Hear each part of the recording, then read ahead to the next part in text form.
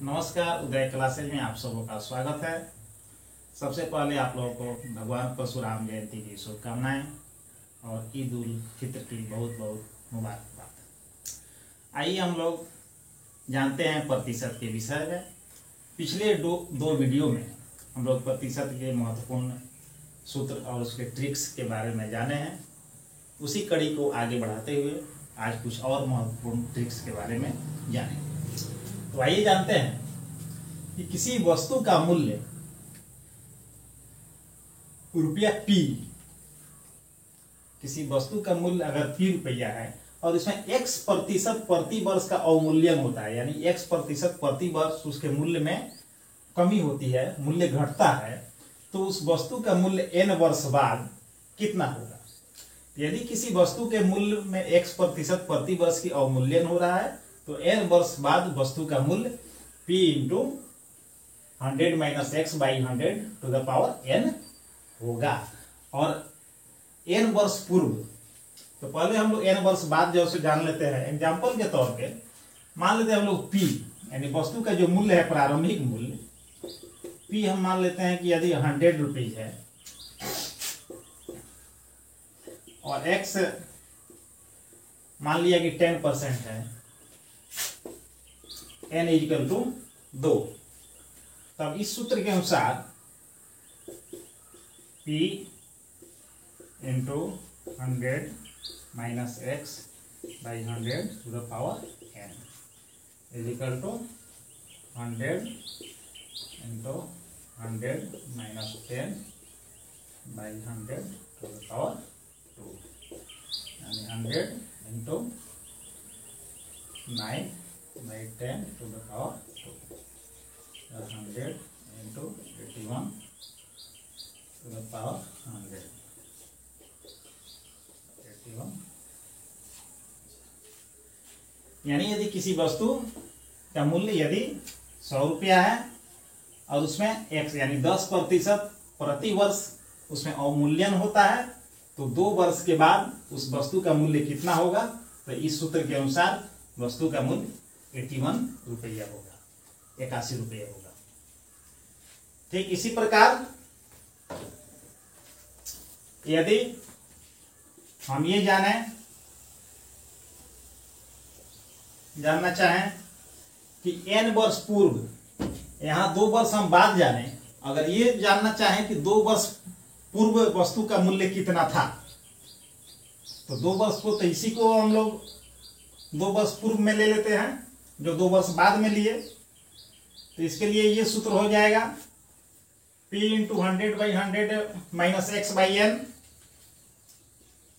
100 into 100 by 100 minus 10 to the power 2 equal to 100 into 100 minus 90 to the power 1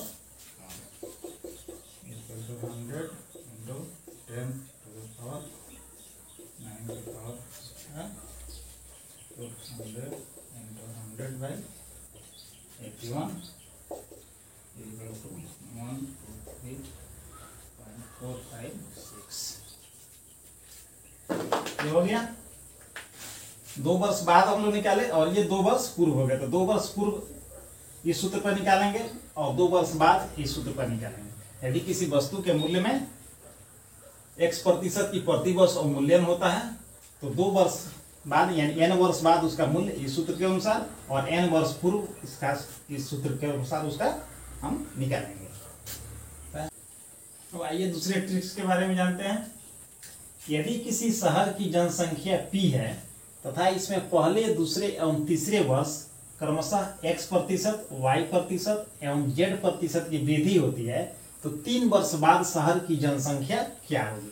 तो शहर की जनसंख्या होगी P into 100 plus x by 100 into 100 plus y by 100 into 100 plus Z by 100 होगी।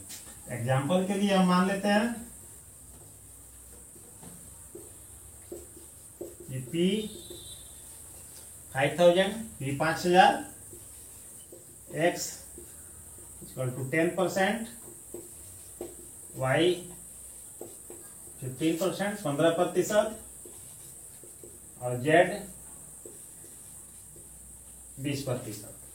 तो सूत्र के अनुसार पी यानी 5000 गुना 100 प्लस एक्स माने 10, तो 10 बटा 100 गुना 100 प्लस वाई माने हैं 15, तो 15 बटा 100 गुना 100 प्लस जेड माने हैं 20, तो 20 बटा 100।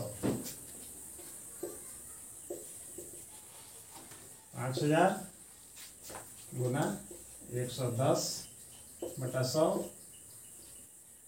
गुना 115 बटा 100 गुना 120 बटा 100 बराबर होगा